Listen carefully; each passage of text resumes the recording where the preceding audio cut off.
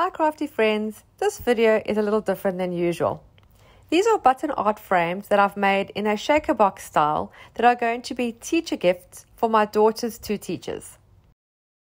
I thought to film the process while I was making them and show you how I do them. So maybe not so much a tutorial as just a process video. What most of you probably don't know is that before I started paper crafting like art journaling, junk journals and mixed media, I used to make and sell these button art frames.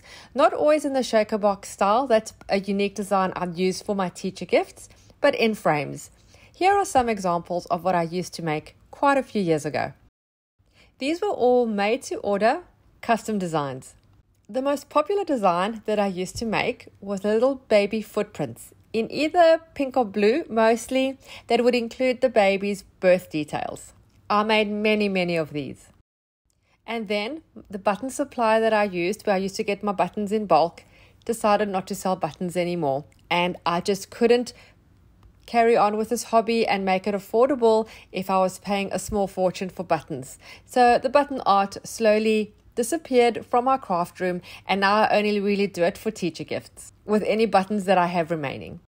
So to start, we'll need a frame. We'll need the frame first so we know what size we're making our button art inside, and then we will need some buttons. I'm going to use blue and red, and I'm going to make two different designs.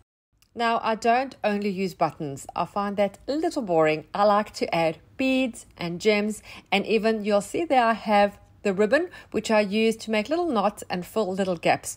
I don't like gaps showing. I try to cover the entire area, and even if it's a tiny little bead that I put inside, I like to fill it all up. So I go through my stash of beads and buttons and gems and charms and anything that I have, and I pick a few of everything that I think will suit that color theme. I also add a bit of bling and a little bit of silver too, if I have silver beads, and any kind of fancy bead. I have glitter beads, I have gemstones. I just pull everything out and see what I'm going to use. And then this is my box of mess. I like going through it. It's just where I throw all my excess bits inside, and I like to dig through that and find some more bits and bobs for my button art. The next step is to create the template that we're going to use. I'm going to make a star shape for the one and then a music note for the other.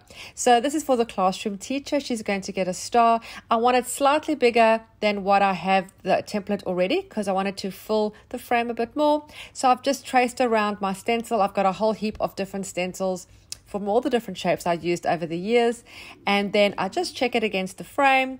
And then next I'm going to do my music note, just very rough hand-drawn sketch. I'm no expert at this, but it's got to look a little bit cartoony, I suppose, and we're not looking for perfection.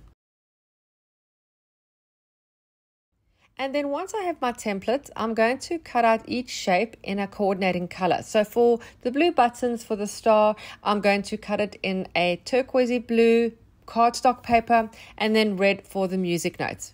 And the reason I don't use the white paper is because firstly I want a cardstock that's a bit more sturdy, but then also you want a color that matches so that any spaces that are left are not just white shining through, it blends in with the buttons. So just tracing that and then cutting it out. If you're not good at freehand drawing and you're nervous to create your shape, you can just Google a outline shape of, for example, a star, which is what I use because I can't draw a balanced star freehand, and just print it out and then trace around it. You don't have to always draw it freehand. You can use the internet to help you. And then once I have my shape, I'm going to start gluing down the buttons. I'm going to use a hot glue gun that works best for me. Now, yes, I use my fingers to hold the button, and a lot of people will say to me, how do I not get burnt? I have been burnt a lot in the past, but I think because I've done so many, I'm a little bit more used to it. So I can manage the hot glue and the button pretty well. I do still burn sometimes. And then for the really tiny buttons or the round beads or the little ribbon knots that I'm going to make, I do use a tweezer for that. That's also to help to get a very small amount of glue on the tiny things so you don't have glue everywhere. But by all means, if you don't feel comfortable, you can use a tweezer for everything, or you can just use a craft glue. It'll just take longer to dry. I have taken that really thin satin ribbon and have made a knot and cut the sides quite short, and then I just put a drop of glue on the knot and push it into the section between the buttons, so this sort of fills up the little gaps. So adding the button takes a while, and because I don't want to bore you to death, I've put this into super speed mode, so you can just see how the button design grows as I keep adding the buttons. You'll notice on the top right, I've added a little bling flower. It's a button actually, and I love adding bling to all my buttons. I love adding little silver beads too and little diamantes. I just like them to shine.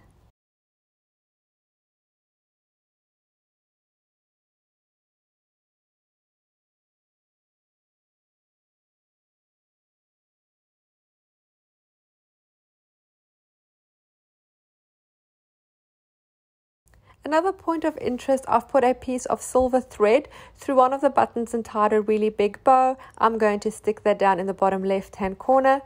This creates balance with the silver button with the bling on the top right. I did mention I don't like gaps, so I'm using some dimensional glaze. I'm only using this because it has a very small point, so I can get the glue out in a really small amount. And then I add little seed beads and little small silver gems just in the gaps all the way around the star. You can of course use any craft glue as long as it's coming out in a very small amount. Looking good!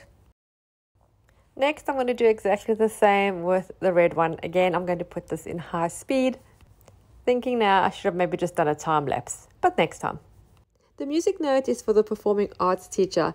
I found two little charms, a music note and a treble clef, which I'm going to use in this frame.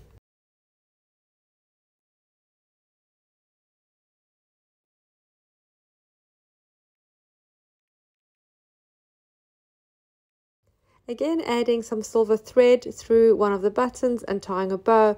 I love adding this little extra onto the button art.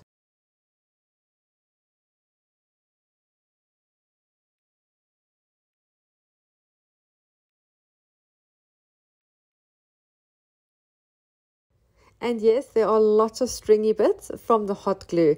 It's unavoidable, I think. Well, I can't prevent it from happening because I work really fast so that it doesn't dry before I've placed the button in the right place.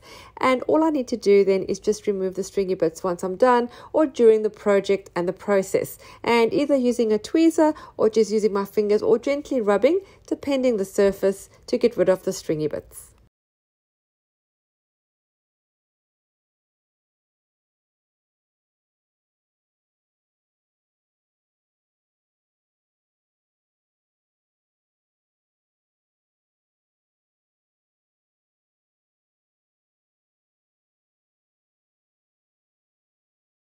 Again, filling any gaps all the way around the edge, either with tiny seed beads or little gems, whatever I can find. I also sometimes add fabric or flowers if I have that color that matches. I like it not being just buttons. I'm loving this red one too. Quick cleanup of the buttons and then I'm going to show you how I add them into the frame. To make the shaker box style frame like I have made, you need a shadow box. And what that is where the glass is at the front of the wood and then you have a deeper area so the picture sits at the back of the frame and you have the gap in between where your beads are going to stay.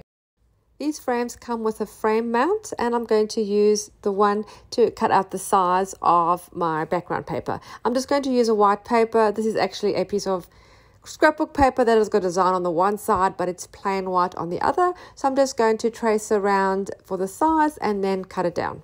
Before I stick anything down though, I am always going to check that it fits very nicely inside my frame.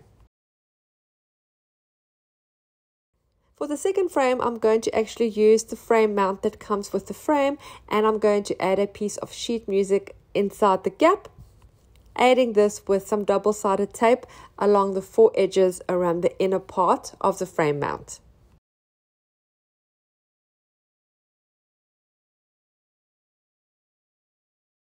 This is a great way to add additional interest to your project, putting any kind of design paper or even colored paper in this area if you want to have a brighter project.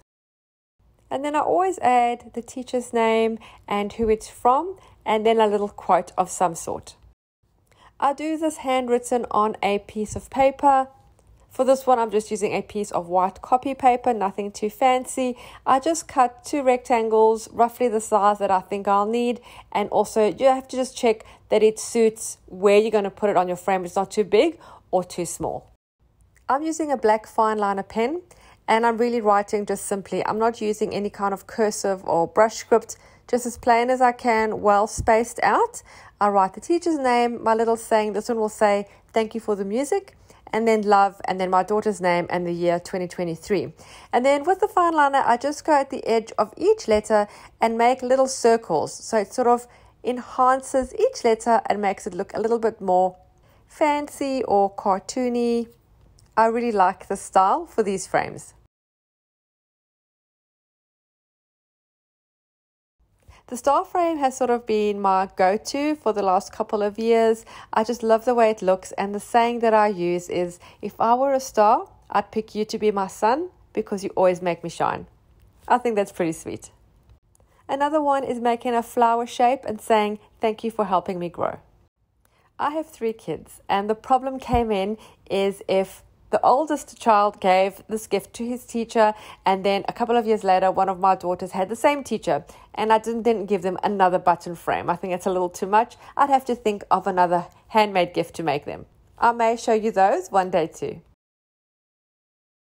Right, my little quotes are done, and I'm going to add each one onto a piece of backing paper just to bring out that color a little bit more. So just using a red cardstock for this one, I'm going to stick it down with double-sided tape, and then I want to trim all the way around it, just leaving about 2 or 3 millimeters all the way around. You can also double mount it and put an additional color if you like. You can make it thicker or thinner. It all depends what you like.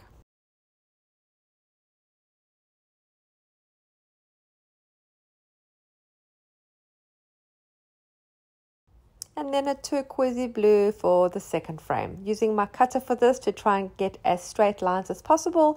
And now let's add everything onto the backing paper. I'll place everything down and move it around to see exactly where I want to put everything. And then I'm sticking down the quote with some double-sided tape.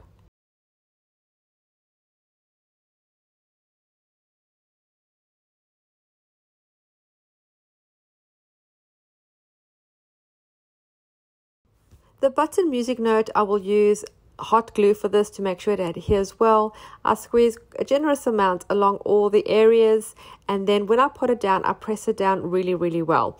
For this one, I did put a little bit too much glue on the left-hand side, and as I pressed it down, it squeezed out the side, which is fine. While it is still wet and movable, I just use my tweezer to pull that off, and it comes off pretty well.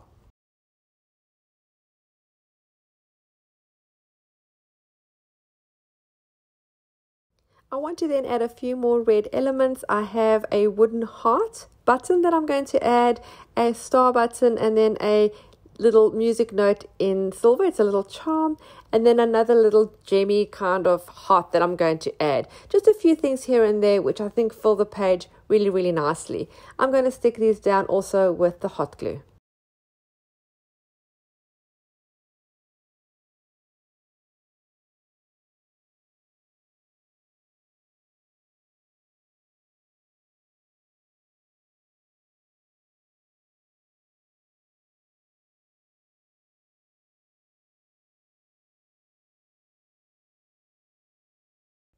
And once this one is done, I'm going to do the exact same process with the star. For this one though, I am going to measure where I'm going to place the quote because it's a bit more centralized, not like the music note where it's a bit more freely styled. I'm going to measure to have it exactly in the center because I know if it's slightly off, it is going to bother me. As you know, if you watch my channel often, I don't measure a lot of things. I sort of just eyeball everything. But for this one, I've done it before in the past and I've made it a little skew and it's really bothered me and I've had to redo it. So I'm just going to measure from the beginning to save myself the hassle.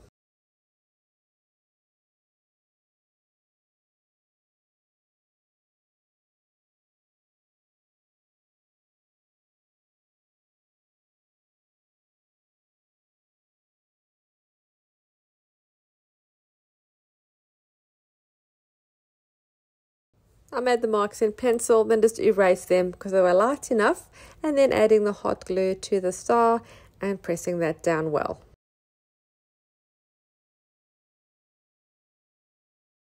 A few extra button stars and some little gems to fill the background.